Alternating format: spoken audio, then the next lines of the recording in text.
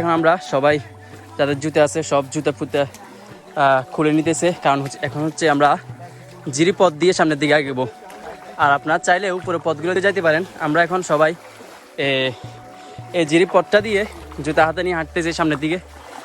এই পথটা দিয়ে যেতে অসাধারণ, জিরি পথের ভিউগুলো অসাধারণ লাগতেছে। দেখি এখান থেকে আর কতটুকু সময় লাগে। এমনিও আমাদের মোটামুটি 40 মিনিটের মতো হাঁটা শেষ। আমাদের ট্যুরমেট সবাই সামনের দিকে হাঁটতেছে।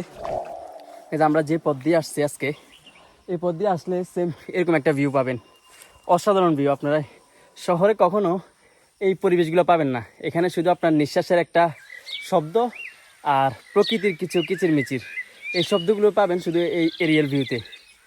সত্যি বলতে অসাধারণ অসাধারণ। শহরের কোলাহলমুক্ত জীবন থেকে বেরিয়ে যখন আমরা এই পাহাড়ে আসি আর এই ঝিরি পথগুলো দিয়ে ট্রেকিং করি, সত্যি বলতে এই আনন্দটা আপনি কখনো অনুভব